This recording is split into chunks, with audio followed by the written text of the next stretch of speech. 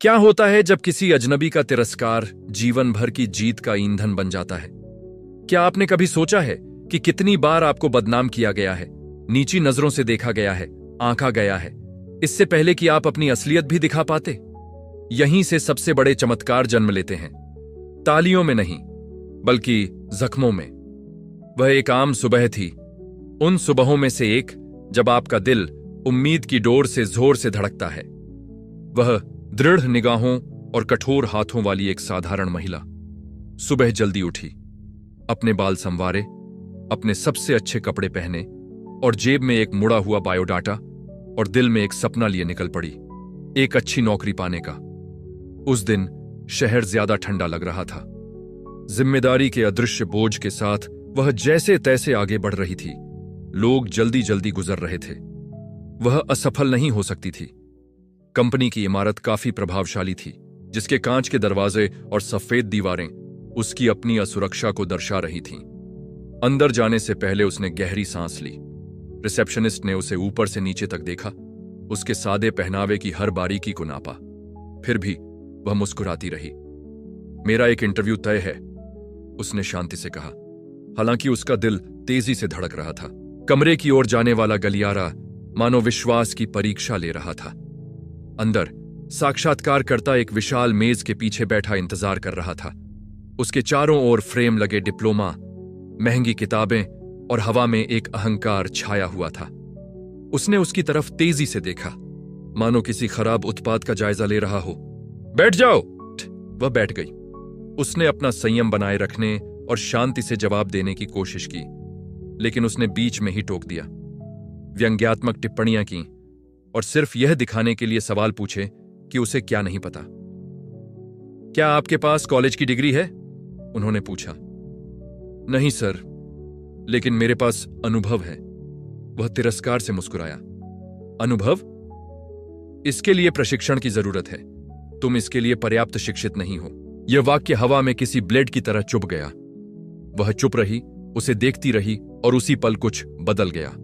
यह गुस्सा नहीं था, यह एक जागृति थी।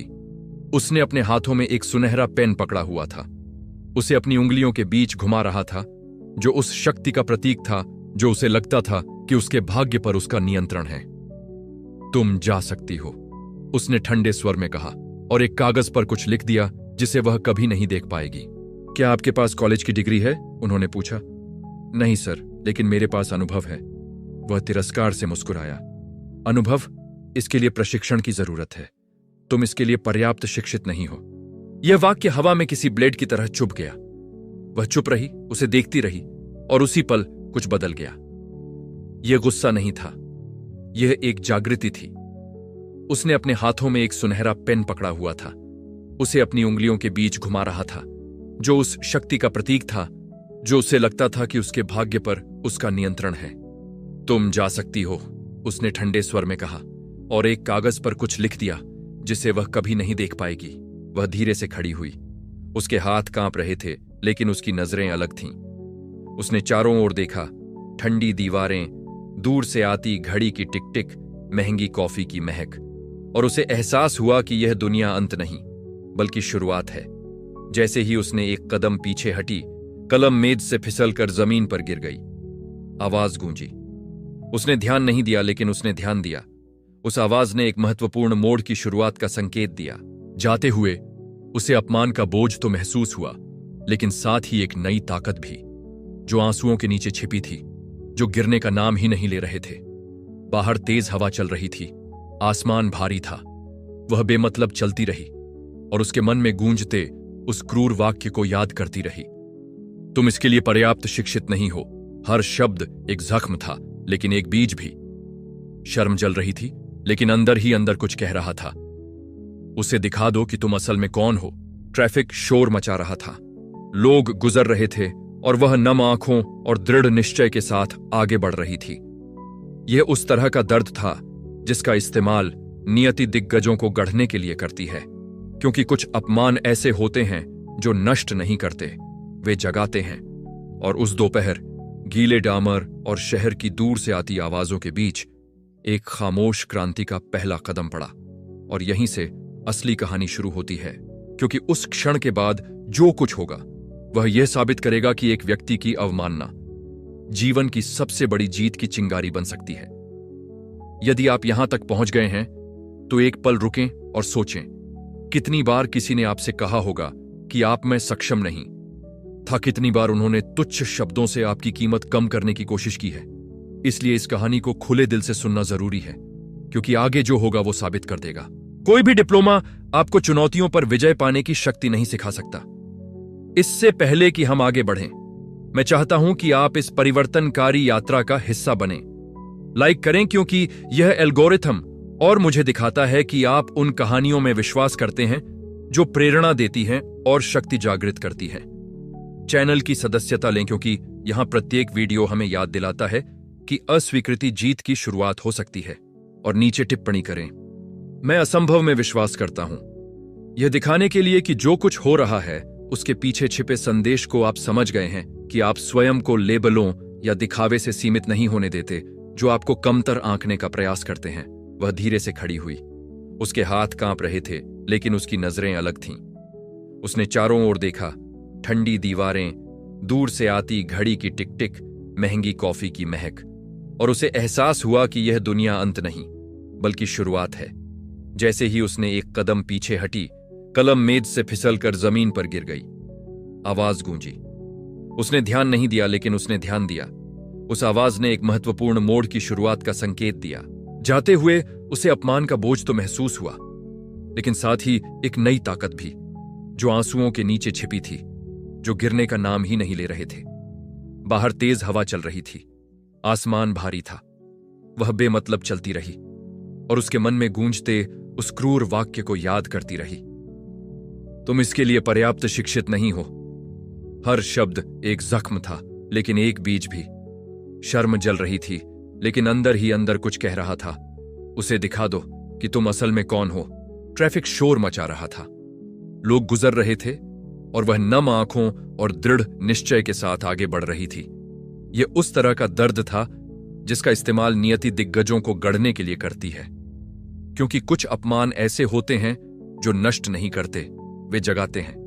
और उस दोपहर गीले डामर और शहर की दूर से आती आवाजों के बीच एक खामोश क्रांति का पहला कदम पड़ा।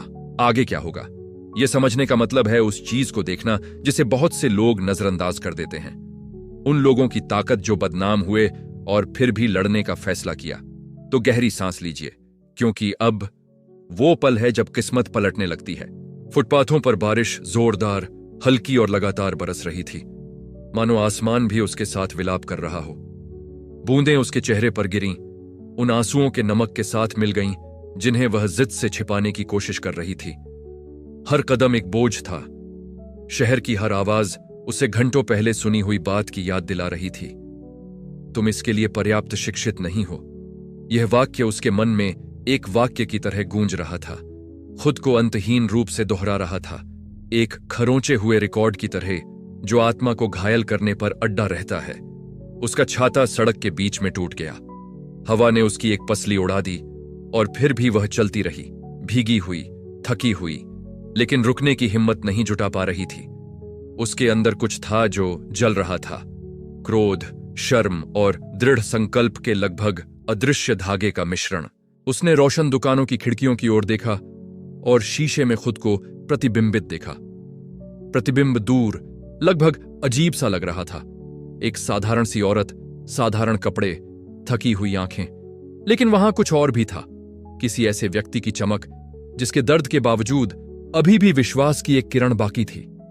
शीशे के पीछे महंगे सूट और ऊंची एड़ी के जूते पहने पुतले सफेद रोशनी में चमक रहे थे, एक ऐसी दुनिया के प्रतीक जो अप्राप्य लगती थी, लेकिन जिसे उसने मन ही मन कसम खाई थी कि वह एक दिन छू लेगी। चलते चलते उसने गलती से एक मुड़ा हुआ अखबार लात मार दिया जिसे हवा जमीन पर उड़ा रही थी। अखबार खुल गया और उसमें नौकरियों के विज्ञापनों से भरा एक पन्ना निकला। यह विडंबना ही थी, इतनी सारी रिक्तियां, इतने सारे वादे, और उनमें से कोई भी उसके जैसे किसी के लिए बना हुआ नहीं लग रहा था। उसने अखबार उठाया, उसे सावधानी से मोड़ा और अपने बैग में रख लिया। यह सिर्फ गीला अखबार नहीं था, यह एक याद दिलाने वाला था कि जब तक पन्ने हैं अवसर भी मिलेंगे। यादों और सवालों के बीच उसका दिमाग घूम रहा था। कितनी बार उसे बताया गया था कि वो काबिल नहीं है। कितने दरवाजे बंद हो गए थे उसके दस्तक देने से पहले ही। बचपन से ही दुनिया उसे कमतर साबित करने पर तुली हुई थी। उसे अपनी मां की आवाज याद आ गई, दृढ़ और मधुर, जो कहती थी, मूल्यवान होने के लिए डिप्लोमा की जरूरत नहीं, साहस की जरूरत होती है। यह वाक्य बरसों से उसके लिए दिशा सूचक था, लेकिन आज वह दूर लग रहा था। अस्वीकृति के दर्द से लगभग मिट गया था। फिर भी जैसे ही उसे यह याद आया, उसके अंदर कुछ फिर से जाग उठा। फुटपाथों पर बारिश जोरदार, हल्की और लगातार बरस रही थी, मानो आसमान भी उसके साथ विलाप कर रहा हो। बूंदें उसके चेहरे पर गिरीं, उन आंसुओं के नमक के साथ मिल गईं जिन्हें वह जिद से छिपाने की कोशिश कर रही थी। हर कदम एक बोझ था। शहर की हर आवाज उसे घंटों पहले सुनी हुई बात की याद दिला रही थी। तुम इसके लिए पर्याप्त शिक्षित नहीं हो। यह वाक्य उसके मन में एक वाक्य की तरह गूंज रहा था, खुद को अंतहीन रूप से दोहरा रहा था, एक खरोंचे हुए रिकॉर्ड की तरह जो आत्मा को घायल करने पर अड़ा रहता है। उसका छाता सड़क के बीच में टूट गया, हवा ने उसकी एक पसली उड़ा दी, और फिर भी वह चलती रही, भीगी हुई, थकी हुई, लेकिन रुकने की हिम्मत नहीं जुटा पा रही थी। उसके अंदर कुछ था जो जल रहा था, क्रोध, शर्म और दृढ़ संकल्प के लगभग अदृश्य धागे का मिश्रण। उसने रोशन दुकानों की खिड़कियों की ओर देखा और शीशे में खुद को प्रतिबिंबित देखा। प्रतिबिंब दूर, लगभग अजीब सा लग रहा था। एक साधारण सी औरत, साधारण कपड़े, थकी हुई आंखें, लेकिन वहां कुछ और भी था।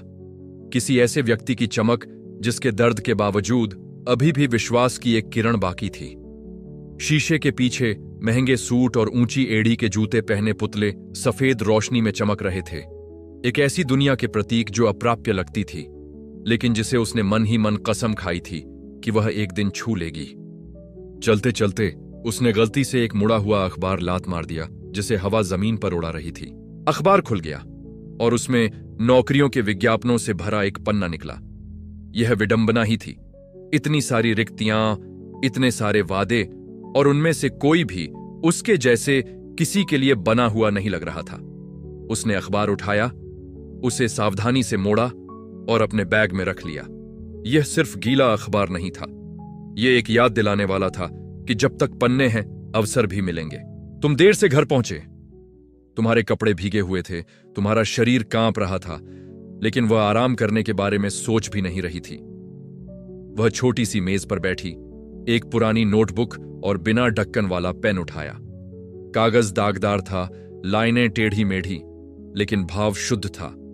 लिखना ही उसका लड़ने का तरीका था। उसने विचारों की एक सूची बनाई, ऐसी चीजें जो वह बेच सकती थी, सेवाएं जो वह दे सकती थी, कोई भी बीज जो सूखी जमीन में उग सकता था। हर एक लिखावट के साथ मुझे डर की दरारों से उम्मीद रिश्ती हुई महसूस हुई। अगले दिन लंबे और कष्टदायक थे। उसने सड़क पर मिठाइयां बेचने की कोशिश की, लेकिन किसी ने उन्हें नहीं खरीदा। उसने पड़ोसियों के लिए कढ़ाई करने की कोशिश की, लेकिन भुगतान देर से आया या कभी आया ही नहीं। बिलों का ढेर लग गया, किराया बकाया था, और सर्द रातें मानो उसका मजाक उड़ा रही थीं। कई पल ऐसे भी आए जब उसने सोचा कि हार मान लूं कि इंटरव्यू लेने वाला सही था। शायद वह वाकई इतनी पढ़ी लिखी नहीं थी कि यह सब कर सके। लेकिन फिर उसने पुरानी किताबों की दुकानों से खरीदी हुई पुरानी किताबों को देखा, जिनके पन्ने चिह्नित थे, शब्दों को पेंसिल से रेखांकित किया गया था, और उसे याद आया कि वह कहां से आई थी। उसने इससे भी बदतर हालात देखे थे। हर रात एक खामोश लड़ाई थी। जब दुनिया सो रही होती, वह एक पुराने लैंप की मंद रोशनी में पढ़ाई करती। वह खुद वहीं सीखती जो दूसरे लोग सालों के कोर्स में सीखते थे। वह कागज के पन्ने पर नोट्स बनाती, मुफ्त वीडियो देखती, और जो कुछ भी पढ़ सकती थी पढ़ती। ज्ञान उसका गुप्त हथियार बन गया। उस प्रक्रिया में कुछ पवित्रता थी, मानो ईश्वर चुपचाप उसके हाथों का मार्गदर्शन कर रहे हों, उसकी थकान में साहस भर रहे हों। बेडरूम का शीशा एक कोने से टूटा हुआ उसकी बिखरी हुई छवि को प्रतिबिंबित कर रहा था, और वह हर सुबह उसे देखती थी, मानो अपने आत्मसंदेह को चुनौती दे रही हो। एक दिन मैं तुम्हें फिर से पूरी तरह देखूंगी, उसने फुसफुसाते हुए कहा। आंतरिक पुनर्निर्माण का प्रतीक शीशा मानो मौन उत्तर दे रहा था। लेकिन केवल तभी जब तुम जारी रखोगी। और वह आगे बढ़ती रही। उसने घर पर बने खाने का एक छोटा सा व्यवसाय खोलने की कोशिश की, वह नाकाम रहा। उसने ऑनलाइन उत्पाद बेचने की कोशिश की, कोई नहीं खरीदा। वह चुपचाप अकेले में रोती रही, इस डर से कि दुनिया को पता चल जाएगा कि वह अब भी विश्वास करती है। क्योंकि जब सब कुछ बिखर जाता है तो विश्वास करना पागलपन और विश्वास दोनों का काम है। तुम देर से घर पहुंचे, तुम्हारे कपड़े भीगे हुए थे, तुम्हारा शरीर कांप रहा था, लेकिन वह आराम करने के बारे में सोच भी नहीं रही थी। वह छोटी सी मेज पर बैठी एक पुरानी नोटबुक और बिना ढक्कन वाला पेन उठाया। कागज दागदार था, लाइनें टेढ़ी मेढ़ी, लेकिन भाव शुद्ध था। लिखना ही उसका लड़ने का तरीका था। उसने विचारों की एक सूची बनाई, ऐसी चीजें जो वह बेच सकती थी, सेवाएं जो वह दे सकती थी, कोई भी बीज जो सूखी जमीन में उग सकता था। हर एक लिखावट के साथ मुझे डर की दरारों से उम्मीद रिश्ती हुई महसूस हुई। हर रात एक खामोश लड़ाई थी। जब दुनिया सो रही होती, वह एक पुराने लैंप की मंद रोशनी में पढ़ाई करती। वह खुद वहीं सीखती जो दूसरे लोग सालों के कोर्स में सीखते थे। वह कागज के पन्ने पर नोट्स बनाती, मुफ्त वीडियो देखती और जो कुछ भी पढ़ सकती थी पढ़ती। ज्ञान उसका गुप्त हथियार बन गया। उस प्रक्रिया में कुछ पवित्रता थी, मानो ईश्वर चुपचाप उसके हाथों का मार्गदर्शन कर रहे हों, उसकी थकान में साहस भर रहे हों। बेडरूम का शीशा एक कोने से टूटा हुआ उसकी बिखरी हुई छवि को प्रतिबिंबित कर रहा था, और वह हर सुबह उसे देखती थी, मानो अपने आत्मसंदेह को चुनौती दे रही हो। एक दिन मैं तुम्हें फिर से पूरी तरह देखूंगी, उसने फुसफुसाते हुए कहा। आंतरिक पुनर्निर्माण का प्रतीक शीशा मानो मौन उत्तर दे रहा था, लेकिन केवल तभी जब तुम जारी रखोगी। और वह आगे बढ़ती रही। उसने घर पर बने खाने का एक छोटा सा व्यवसाय खोलने की कोशिश की, वह नाकाम रहा। उसने ऑनलाइन उत्पाद बेचने की कोशिश की, कोई नहीं खरीदा। वह चुपचाप अकेले में रोती रही, इस डर से कि दुनिया को पता चल जाएगा कि वह अब भी विश्वास करती है। क्योंकि जब सब कुछ बिखर जाता है तो विश्वास करना पागलपन और विश्वास दोनों का काम है। दिन हफ्तों में बदल गए, कर्ज बढ़ता गया, अकेलापन भारी होता गया।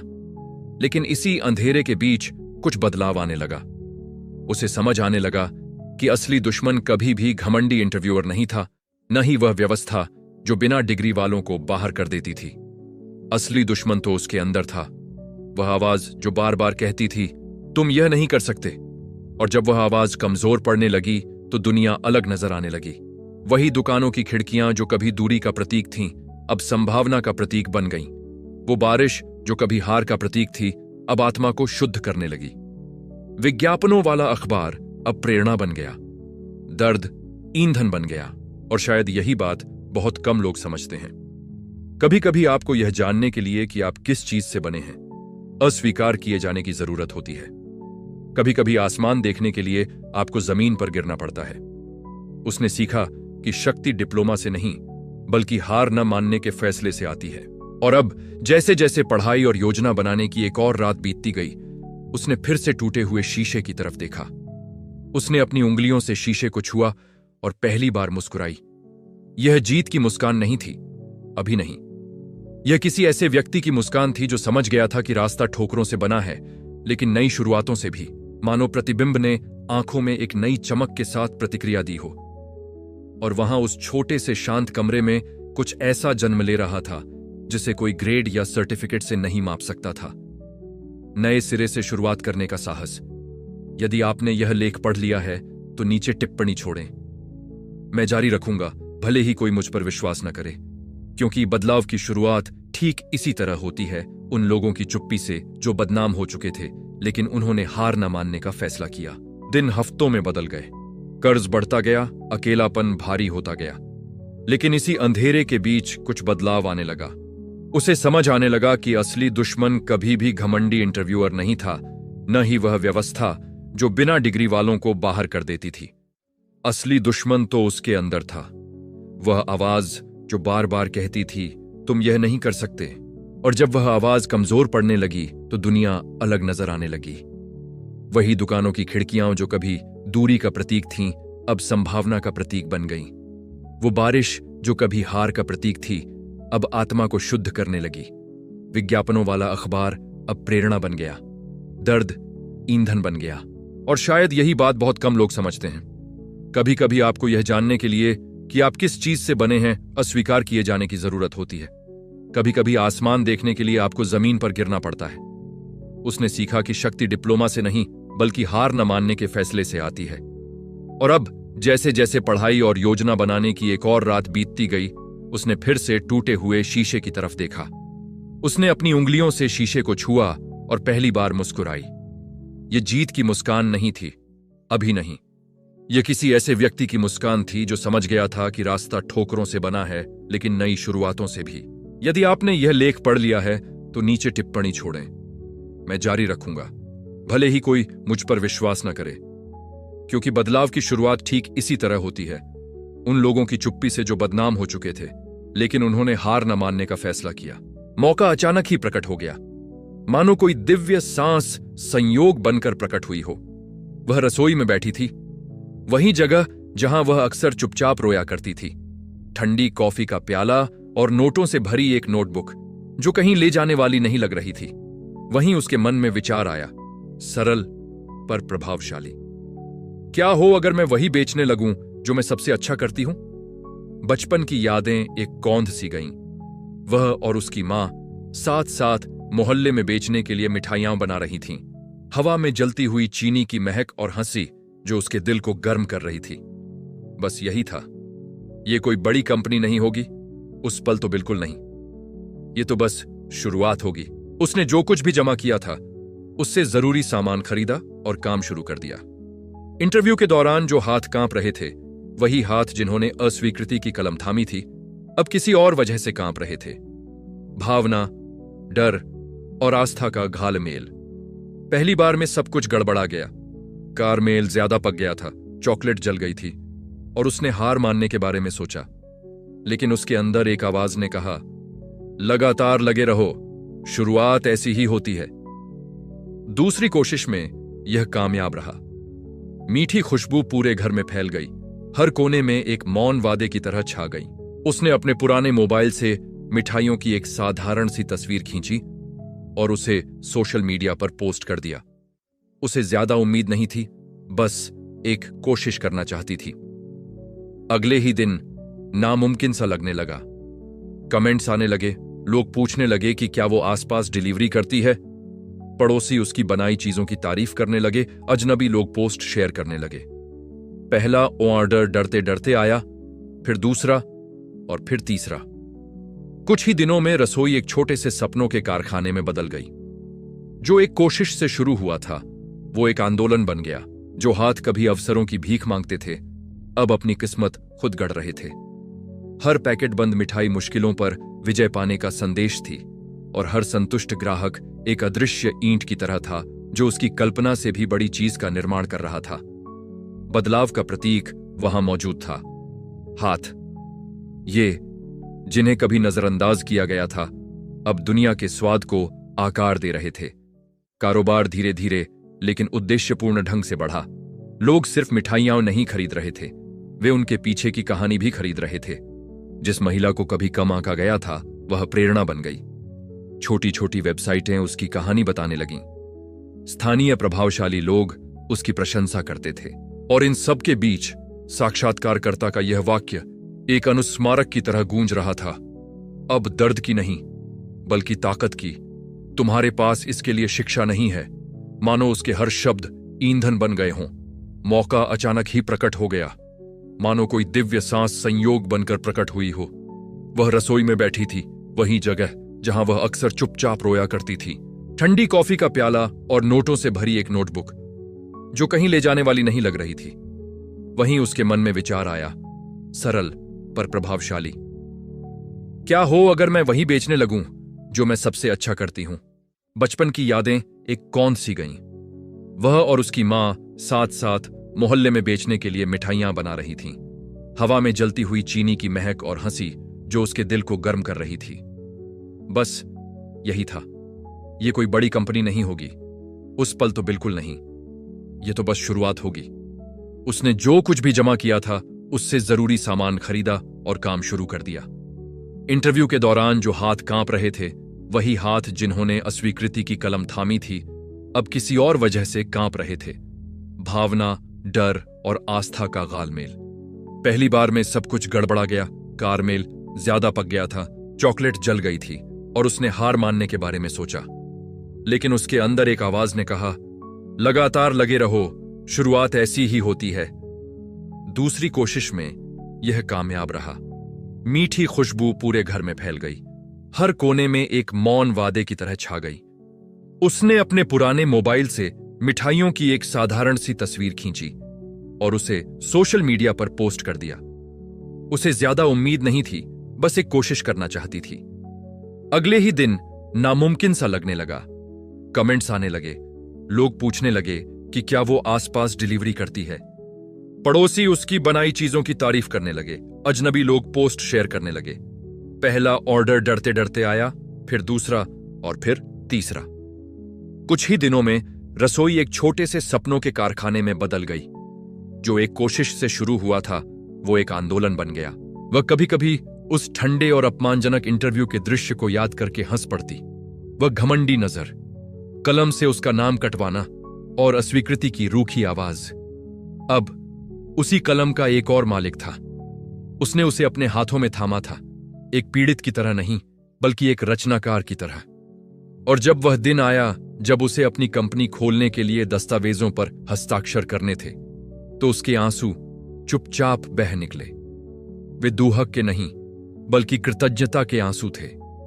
शक्ति का प्रतीक कलम अब उस व्यक्ति की थी जो अस्वीकृति को पुनर्जन्म में बदलना जानता था।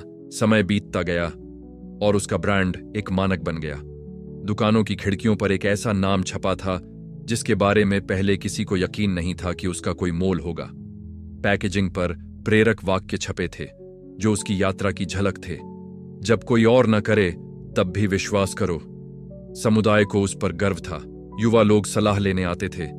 महिलाओं ने संदेश भेजे, तुमने मुझे फिर से विश्वास दिलाया।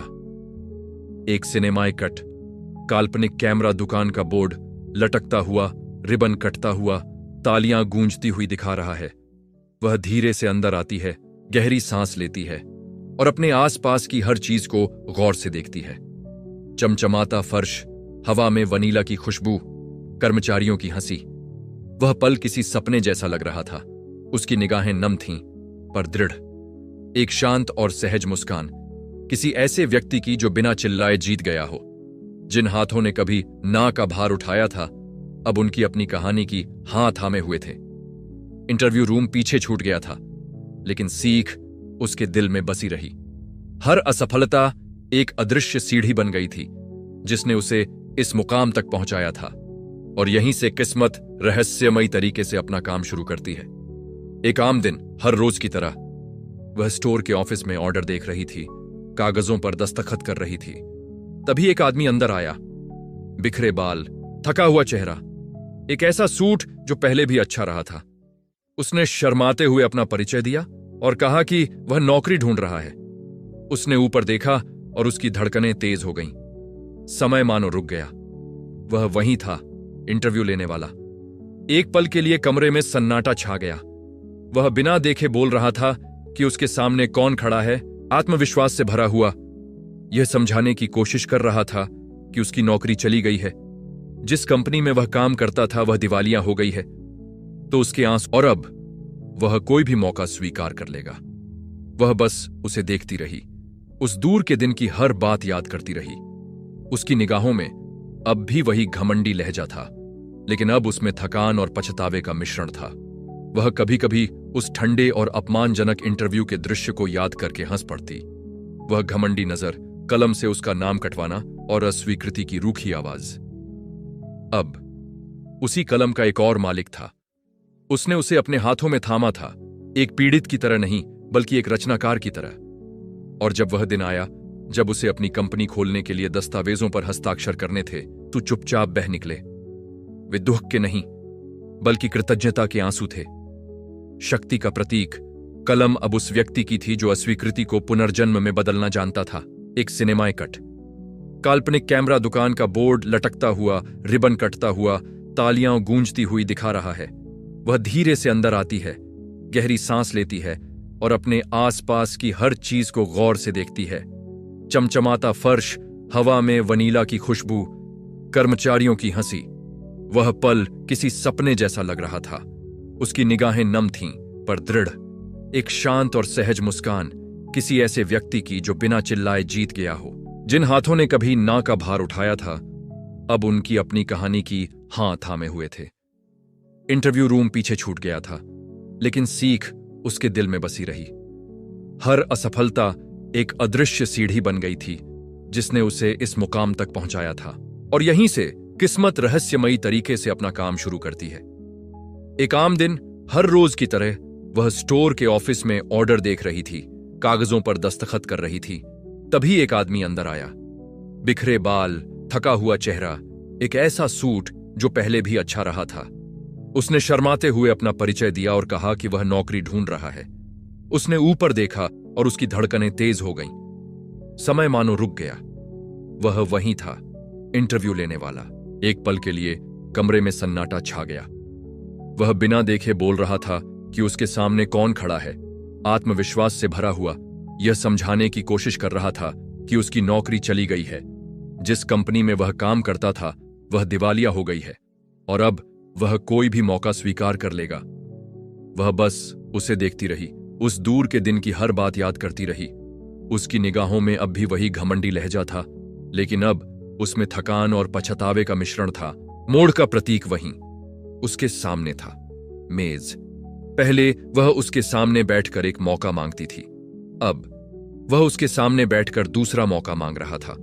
दुनिया बदलती है और कोई भी बदलाव व्यर्थ नहीं जाता। उसने अपनी भावनाओं को नियंत्रित करते हुए एक गहरी सांस ली। वह उसे अपमानित कर सकती थी, वह उसे उसके क्रूर शब्दों की याद दिला सकती थी, लेकिन नहीं। सच्ची शक्ति बदले में नहीं, क्षमा में निहित होती है। उसने शांति से उसकी ओर देखा और सरलता से कहा, जिंदगी अजीब है ना? एक दिन हम अवसर मांगते हैं, अगले ही दिन हम ही उसे दे सकते हैं। वह उसे असमंजस में देखता रहा, जब तक उसे एहसास नहीं हुआ कि वह कौन है। उसका चेहरा पीला पड़ गया, उसके शब्द धीमे पड़ गए। वह खड़ी हुई, मेज के चारों ओर घूमी और हाथ बढ़ाया। हां, मेरे पास एक जगह खाली है, और मेरा मानना है कि हर किसी को दूसरा मौका मिलना चाहिए। यह खामोशी किसी भी भाषण से ज्यादा भारी थी। यह एक ऐसी खामोशी थी जो कुछ सिखाती है। उसी क्षण साक्षात्कारकर्ता को समझ आ गया, नियति अपना हक मांगती है लेकिन सिखाती भी है। उसका सबक साफ था, घमंड सबसे महंगा दुश्मन है जो कोई भी झेल सकता है, और उसने बिना किसी नाराजगी के दिखाया कि सच्ची सफलता वह है जिसके अस्तित्व के लिए किसी को कुचलने की जरूरत नहीं होती। जब वह चला गया तो उसने मेज की ओर देखा, जो समापन चक्र का प्रतीक था, और मुस्कुराई। अतीत वहां था, उसके सामने नतमस्तक, प्रतिशोध के रूप में नहीं बल्कि ईश्वरीय न्याय के रूप में। और जो लोग अब तक इस पर नजर रख रहे हैं वे विश्वास के साथ टिप्पणी करते हैं, भाग्य हमेशा हमें वही देता है जो जीवन हमसे छीन लेता है। यह सरल किंतु शक्तिशाली वाक्यांश इस कहानी की आत्मा को धारण करता है, क्योंकि जो लोग प्रयास और विश्वास बोते हैं वे वह काटते हैं जिसे समय कभी नहीं चुरा सकता। उद्देश्य। मोड़ का प्रतीक वहीं उसके सामने था, मेज। पहले वह उसके सामने बैठकर एक मौका मांगती थी, अब उसके सामने बैठकर दूसरा मौका मांग रहा था। दुनिया बदलती है और कोई भी बदलाव व्यर्थ नहीं जाता। उसने अपनी भावनाओं को नियंत्रित करते हुए एक गहरी सांस ली। वह उसे अपमानित कर सकती थी, वह उसे उसके क्रूर शब्दों की याद दिला सकती थी, लेकिन नहीं, सच्ची शक्ति बदले में नहीं, क्षमा में निहित होती है। उसने शांति से उसकी ओर देखा और सरलता से कहा, जिंदगी अजीब है ना? एक दिन हम अवसर मांगते हैं, अगले ही दिन हम ही उसे दे सकते हैं। वह उसे असमंजस में देखता रहा, जब तक उसे एहसास नहीं हुआ कि वह कौन है। उसका चेहरा पीला पड़ गया, उसके शब्द धीमे पड़ गए। वह खड़ी हुई, मेज के चारों ओर घूमी और हाथ बढ़ाया। हां, मेरे पास एक जगह खाली है, और मेरा मानना है कि हर किसी को दूसरा मौका मिलना चाहिए। यह खामोशी किसी भी भाषण से ज्यादा भारी थी। यह एक ऐसी खामोशी थी जो कुछ सिखाती है। उसी क्षण साक्षात्कारकर्ता को समझ आ गया, नियति अपना हक मांगती है लेकिन सिखाती भी है। उसका सबक साफ था, घमंड सबसे महंगा दुश्मन है जो कोई भी झेल सकता है। और उसने बिना किसी नाराजगी के दिखाया कि सच्ची सफलता वह है जिसके अस्तित्व के लिए किसी को कुचलने की जरूरत नहीं होती। समय एक खामोश लहर की तरह गुजर गया और दुनिया अपनी दिव्य विडंबनाओं के साथ नियति के टुकड़ों को हिलाने लगी। वह महिला जो कभी नम आंखों और घायल हृदय के साथ उस साक्षात्कार कक्ष से निकली थी, अब अपने साम्राज्य की जमीन पर मजबूत कदमों से चल रही थी। उसकी दुकान फलने फूलने लगी, उसका नाम व्यापारियों के बीच फैलने लगा और उसकी कहानी सोशल मीडिया पर एक मिसाल बन गई। यह एक ऐसी जीत थी जो चीखी नहीं बल्कि गूंज उठी। यह भाग्य नहीं, फसल थी। हर आंसू रणनीति में बदल गया, हर अपमान ईंधन में बदल गया। नियति ने उसे भुलाया नहीं, उसने उसे बस तैयार किया। और जब वह बड़ी हो रही थी तो साक्षात्कारकर्ता, जिसने कभी उसका तिरस्कार किया था, अपने जीवन को ताश के पत्तों की तरह ढहते हुए देख रहा था। वह चमक जो कभी उसकी दिखाई गई थी, धीरे धीरे फीकी पड़ गई। उसकी आवाज का अधिकारपूर्ण लहजा एक दबी हुई निराशा में बदल गया। जिन कंपनियों के लिए वह काम करता था, उन्होंने अपने दरवाजे बंद कर दिए। जो दोस्त कभी उसकी चापलूसी करते थे, वे गायब हो गए और वह अहंकार जिसने उसे अपराजेय महसूस कराया था, सबसे पहले उसे छोड़ गया। तभी एक दिन जरूरत और शर्म से मजबूर होकर वह उसी गली से गुजरा जहां एक दुकान अब अपनी खूबसूरत खिड़कियों और लगातार गतिविधियों के लिए जानी जाती थी। दुकान का बोर्ड उसके नाम से चमक रहा था, एक ऐसा नाम जिसकी उसने कभी कल्पना भी नहीं की थी कि वह इतनी भव्य चीज पर दिखाई देगा। अंदर जाने से पहले उसने गहरी सांस ली। उसके हाथ पसीने से तर थे, दिल जोर जोर से धड़क रहा था, लेकिन जीने की चाहत उसे आगे बढ़ने पर मजबूर कर रही थी। जब वह कांच के दरवाजे से गुजरा तो एक सेल्स वुमन ने एक दयालु मुस्कान के साथ उसका स्वागत किया और उसे इंतजार करने के लिए कहा। उसे अभी तक नहीं पता था कि उस जगह का मालिक कौन है। वह सोच भी नहीं सकता था कि वह अपनी आंखों के सामने साकार हुए अपने ही अतीत का सामना करने वाला है। वह दफ्तर के दूसरी तरफ विचारों में डूबी हुई कागजों के पन्ने पलट रही थी। वही दृढ़ निगाहें जो कभी अपमान का सामना कर रही थीं, अब कमरे में शांति से छाई हुई थीं। नियति ने, चाहे वह कितनी भी चंचल क्यों न हो, उनके पुनर्मिलन का आयोजन किया। जब कर्मचारी ने उस आदमी का नाम पुकारा तो मानो समय थम सा गया। उसने ऊपर देखा और उसे तुरंत पहचान लिया। वही चेहरा, अब थका हुआ, क्षीण, झुर्रियों से भरा, जिन्हें अभिमान छिपा नहीं पा रहा था। एक क्षण के लिए कमरे में सन्नाटा छा गया। कोई आवाज नहीं, कोई शब्द नहीं, बस यादों का बोझ उनके बीच तैर रहा था। उसने हिचकिचाते हुए मुस्कुराने की कोशिश की, लेकिन शर्म ने उसे रोक लिया। वह वहीं खड़ा था, उस औरत के सामने जिसे उसने कभी अपमानित किया था, अब एक मौका मांग रही थी। और नियति का प्रतीक स्पष्ट था, मेज, वही उलटी स्थिति। पहले वह दूसरी तरफ बैठी थी, चिंतित, छोटी, कमजोर। अब वह पीछे हट गया था, फैसले का इंतजार कर रहा था। सत्ता बदल गई थी, लेकिन उसका दिल वहीं रहा, दृढ़, फिर भी न्यायप्रिय। वह बिना टोके ध्यान से सुन रही थी। उसने कांपती आवाज में बताया कि वह बेरोजगार है, उसकी जिंदगी उलट पुलट हो गई है, वह किसी भी मौके, किसी भी नौकरी की तलाश में है। हर शब्द पछतावे के कड़वे स्वाद के साथ निकल रहा था। उसने उसकी नजरों से बचने की कोशिश की, लेकिन उस वाक्य की याद से बचना नामुमकिन था जिसने उसे दोषी ठहराया था। तुम्हारे पास इसके लिए शिक्षा नहीं है।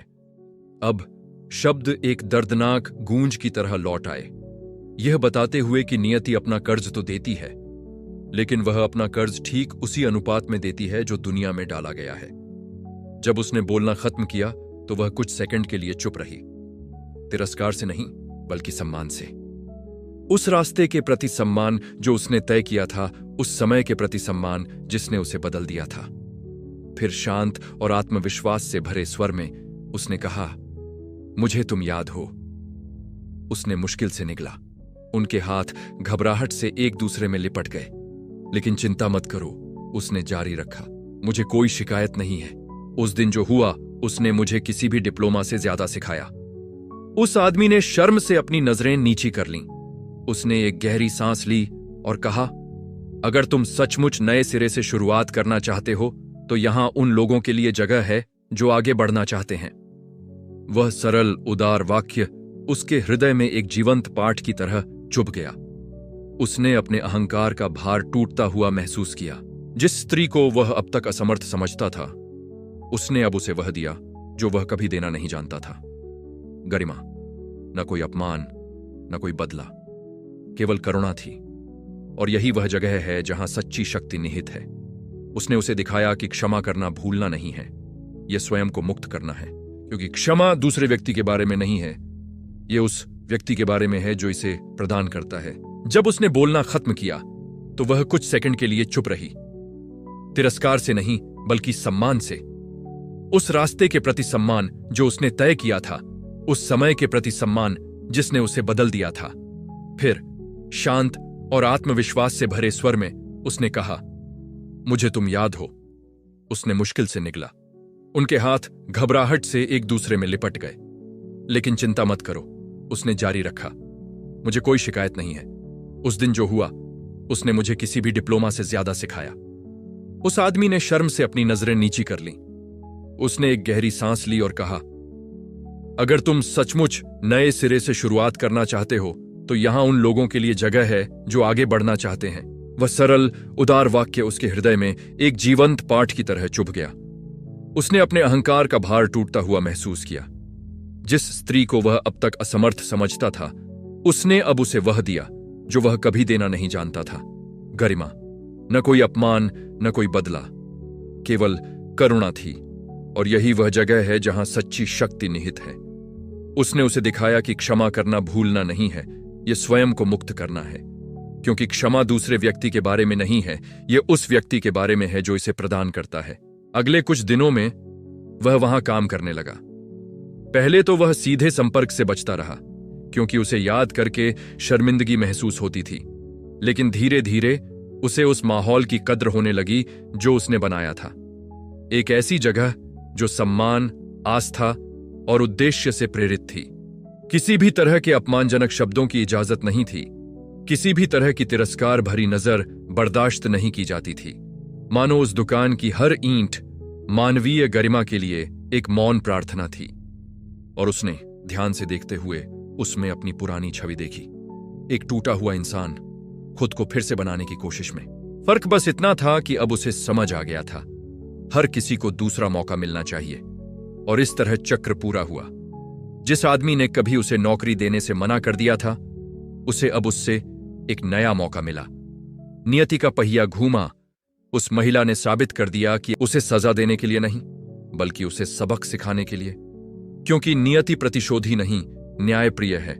हम जो बोते हैं वही सही समय पर सही लहजे में लौटा। इस बीच कलम, वही कलम जो कभी उस पर उसकी शक्ति का प्रतीक थी, अब उसकी मेज पर रखी थी, जिसका इस्तेमाल अस्वीकार करने के लिए नहीं, बल्कि अनुबंधों पर हस्ताक्षर करने, नौकरी देने और दरवाजे खोलने के लिए होता था।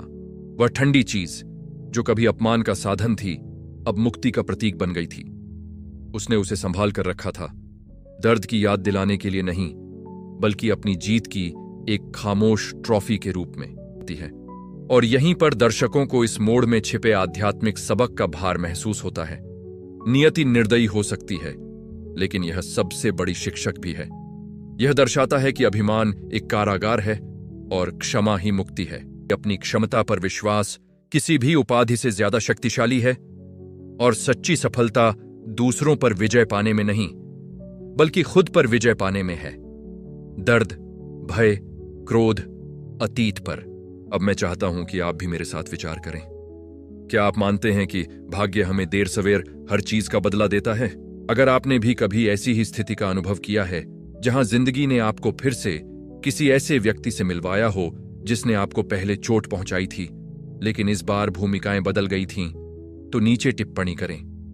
टिप्पणी में वाक्यांश लिखें, भाग्य न्याय के साथ सिखाता है। इसलिए मुझे पता है कि आप यहां तक पहुंच गए हैं और संदेश को समझ गए हैं। जिंदगी आखिरकार एक शांत लय में ढल गई लगती थी। वह हर दिन हल्के मन से जागती, सुबह की हवा में गहरी सांस लेती और मन ही मन उन सभी चीजों के लिए शुक्रिया अदा करती जो उसने जी थीं, यहां तक कि उस दर्द के लिए भी। ये अजीब था कि कैसे दुख, जो कभी सजा जैसा लगता था, अब किसी बूढ़े शिक्षक जैसा लगता था जिसने ऐसे सबक दिए थे जो किसी किताब में नहीं समा सकते। उसकी दुकान फल फूल रही थी, उसके हाथ, वे ही हाथ जो कभी इंटरव्यू के दौरान घबराहट से कांपते थे, अब दृढ़ता और उद्देश्य से रचे गए थे।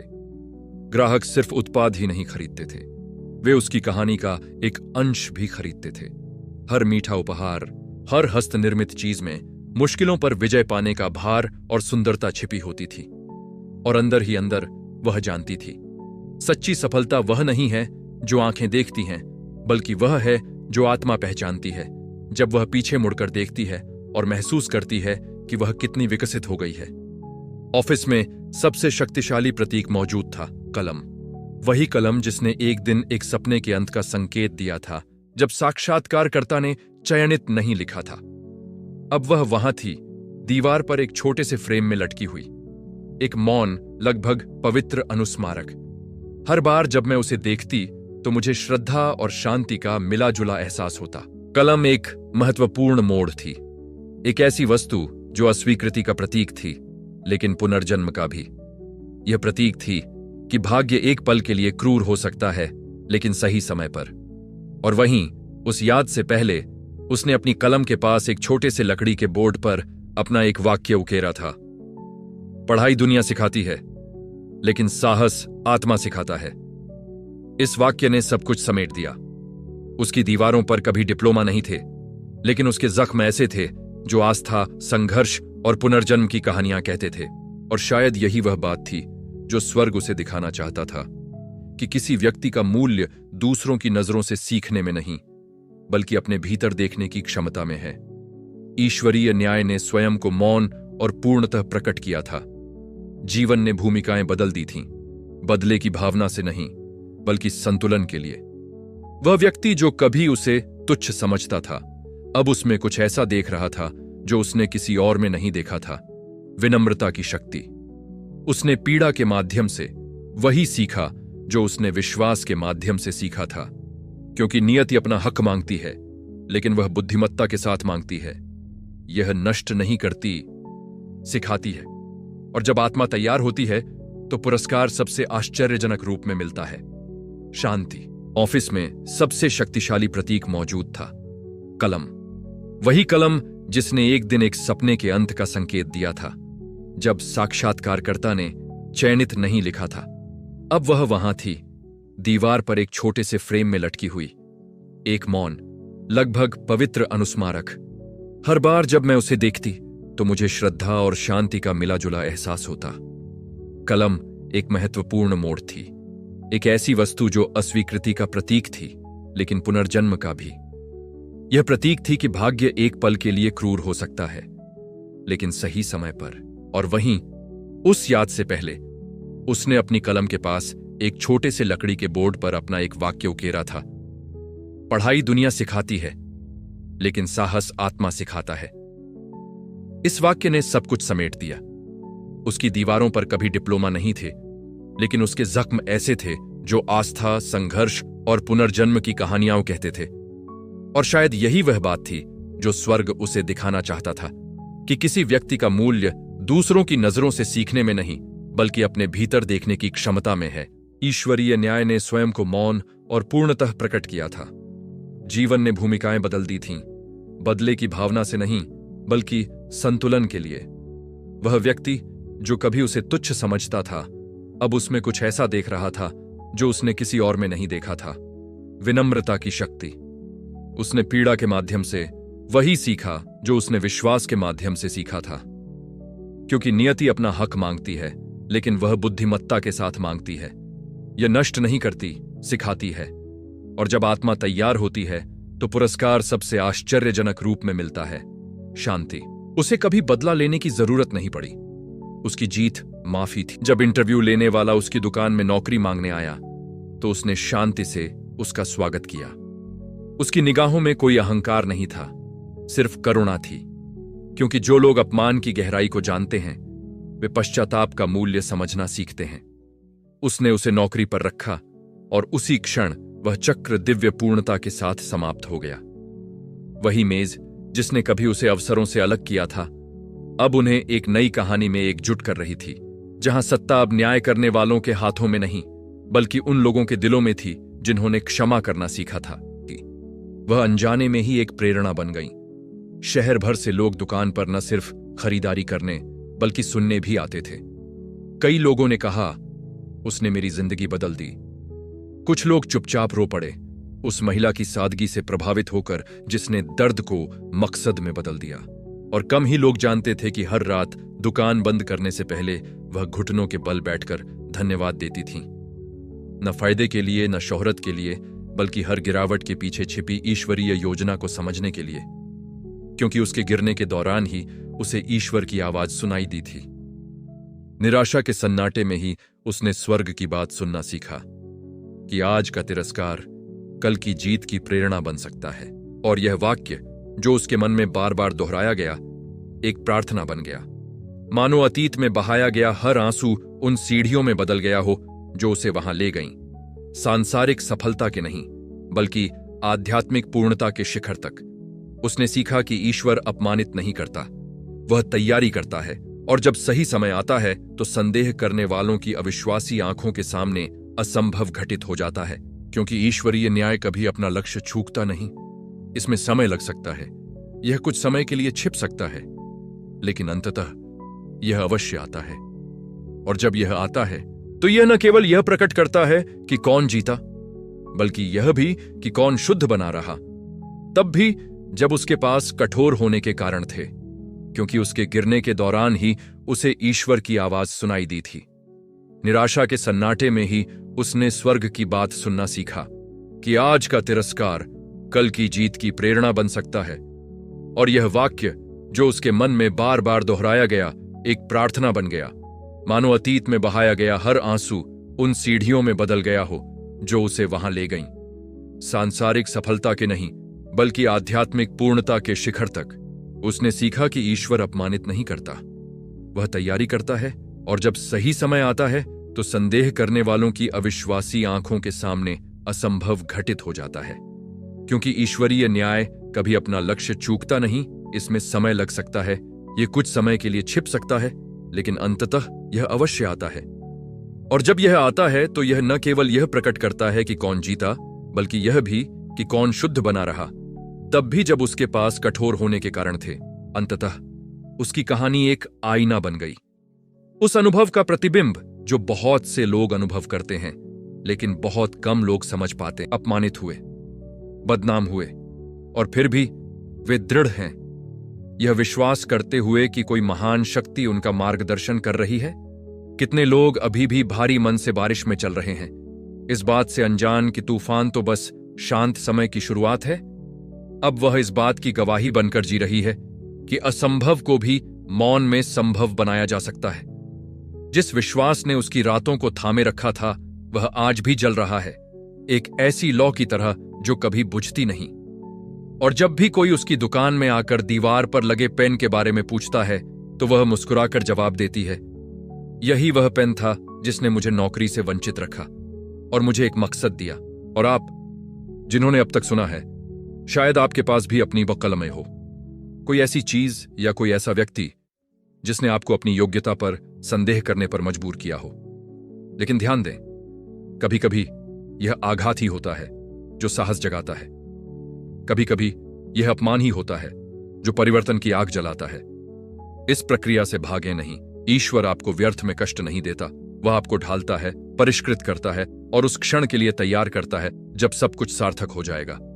और जब वो पल आए, जब दुनिया आखिरकार वो देख ले जो सिर्फ आपने अंधेरे में महसूस किया था, तो इस कहानी को याद रखना कि जीत की रोशनी सबसे ज्यादा उन्हीं पर चमकती है जिन्होंने अंधेरे को पार करने का साहस दिखाया। अब मुझे कमेंट में बताइए और ईमानदारी से लिखिए, क्या कभी किसी ने आपको कम आंका है? क्या कभी आपको बताया गया है कि आप काबिल नहीं हैं और फिर भी आपने उन्हें गलत साबित कर दिया? अगर यह कहानी आपको पसंद आई हो, तुम कोई मेरी कीमत नहीं मिटा सकता। लिखिए। मैं देखना चाहता हूं कि आप में से कितने लोग मानते हैं कि जब विश्वास सच्चा हो तो किस्मत बदल सकती है। कितने लोग ठुकराए गए? अगर आप यहां तक पहुंच पाए हैं तो इसकी वजह यह है कि इस कहानी ने सीधे आपके दिल को छुआ है, और इसका मतलब है कि आप उन लोगों में से हैं जो हार नहीं मानते। और जब वो पल आए, जब दुनिया आखिरकार वो देख ले जो सिर्फ आपने अंधेरे में महसूस किया था, तो इस कहानी को याद रखना कि जीत की रोशनी सबसे ज्यादा उन्हीं पर चमकती है जिन्होंने अंधेरे को पार करने का साहस दिखाया। अब मुझे कमेंट में बताइए और ईमानदारी से लिखिए, क्या कभी किसी ने आपको कम आंका है? क्या कभी आपको बताया गया है कि आप काबिल नहीं हैं और फिर भी आपने उन्हें गलत साबित कर दिया? अगर यह कहानी आपको पसंद आई हो तो कोई मेरी कीमत नहीं मिटा सकता, लिखिए। मैं देखना चाहता हूं कि आप में से कितने लोग मानते हैं कि जब विश्वास सच्चा हो तो किस्मत बदल सकती है। तो अपनी टिप्पणी जरूर दें पसंद, क्योंकि इससे YouTube को पता चलता है कि आप बदलाव लाने वाले संदेशों में विश्वास करते हैं। और अगर आपने अभी तक सब्सक्राइब नहीं किया है, अभी साइन अप करें और नोटिफिकेशन चालू कर दीजिए, क्योंकि यहां का हर वीडियो विश्वास, नियति और चुनौतियों पर विजय पाने का एक नया सबक है। अब मैं आपसे सुनना चाहता हूं, ईश्वरीय न्याय कभी विफल नहीं होता। वाक्यांश पर नीचे टिप्पणी करें, इसलिए मुझे पता है कि आप अंत तक रुके और इस संदेश की शक्ति को समझा।